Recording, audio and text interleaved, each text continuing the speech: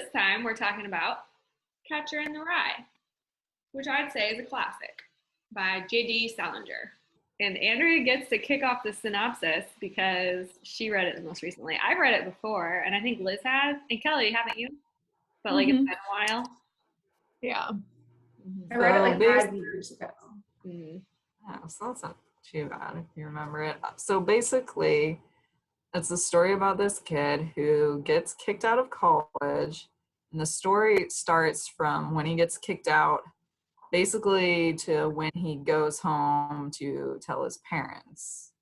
And then it goes in, it's like basically written like as his thoughts or what he's thinking. So each time he meets a person, you get to know what he thinks about that person. So it's kind of intriguing, I thought. I don't know what else to say about the synopsis. It's about people he's lived with, his family, friends, girlfriends, talks about each person and what he thinks of them and why he thinks that, and kind of his adventure from getting kicked out of school to going home. From what I remember, correct me if I'm wrong, but he has like a really interesting like thought process and like, inner dialogue, like very unique. Yes. But like I thought it was interesting to read. Like I really enjoyed hearing just like how he thought about things. It was kind of weird, yes. But it was good. Andrea, what would you rate it? I would rate it a B-C+. Because I thought it was really intriguing, but I was kind of captivated because I wanted to know what he thought. I just thought it was really interesting how he thought. Just finished it in like, I think it took me 2 or 3 days of just reading it at lunch. So it went pretty fast. I guess I would rate it probably B- because I really thought it was intriguing. But the whole story, like sometimes I was like, he's so annoying. Like I was like, why? What? And he was kind of like when he thinks something, he thinks the same thing a lot, like phrases. He says the same phrase over and over and over again. And that kind of made me, but I was still intrigued to find out what he thought about. And it's kind of like a male perspective. So that was also interesting too, to see what like they think on their end of things. Because I mean, he dates some people in there, so it's kind of interesting. So I gave it a B-. So I went with a C+ for some of the same reasons, but mainly, like I thought the writing was really interesting, and it was like a glimpse into someone's mind. But it's almost like he has like ADHD or like he's like in a manic episode. So like I think the book only covers like 3 days, right? Yeah, like this very short time in his life, but it's like the man is all over the place. Like thoughts are like boom, boom, boom, boom, and like his processing and the people he meets and his thoughts on them. It's just like sensory overload. and he does weird things a lot that I'm like, why would you ever do that? Yeah. And so it was intriguing, but I also thought that it was sometimes hard to follow. Like in the book, I'd get a little confused of like, wait, where is he now? It was just kind of so over the place that sometimes I lost track of what was actually going on. And then my last thought on this when I was like rereading this, because I read it 2 years ago, I think. I was like thinking back to when I read it. It's kind of odd. I really thought his mind, like his thought process was quite juvenile. Like he'd want to like reach out to these people and like kind of like make connection, but then like they'd say one thing to upset him and he'd be like, oh no, I hate them, and like run away. It was like a common thing of like reaching out to someone and then like hating them and then running away and then trying to find and talk to someone else. So it was like almost like Peter Pan, like kind of like a child trying to act like an adult.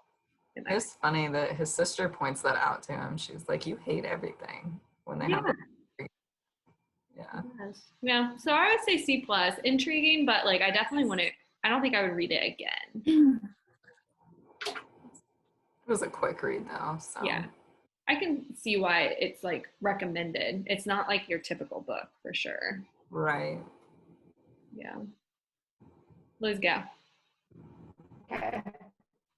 Mine's a B-, and it's based off of what I remember from 5 years ago, which is like kind of a different perspective, I guess. But what I remember is like in the writing style and like his inner dialogue being frustrating but like interesting, but like not respecting him as a character. So, but I would read it again. I think it's a combination of it being like interesting but also like a short read. So that's why it's a B-, because I would read it. Yeah, and I probably should. Kelly just quit before she could give her rating. She really did not like this one. She was like, F this, I'm out. She knew the guy's name though, so she had to be somewhat interested in it. I do like the name. About it, she was like, is that book about this? And I was like, how do you know his name? So she must have.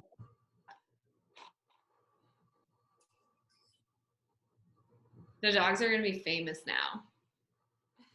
I bet they're barking so much right now. I bet it's so loud there. Kelly, what would you rate? Now I read this in high school, so it's been like 4 years. I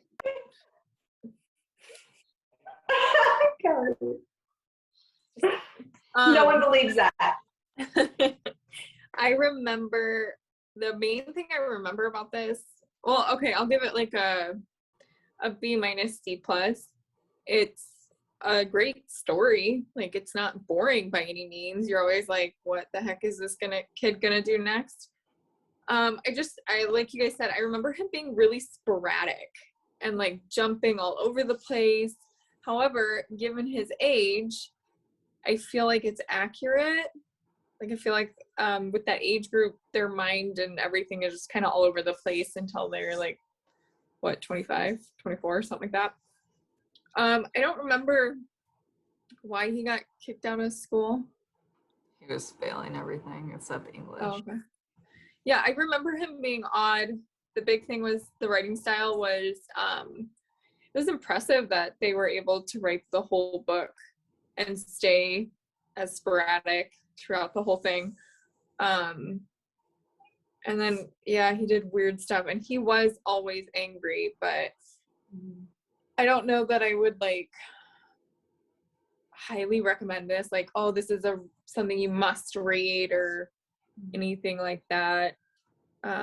It was a good story though. It was entertaining, at least to some degree, but the jumping around was very hard to follow and could be very frustrating.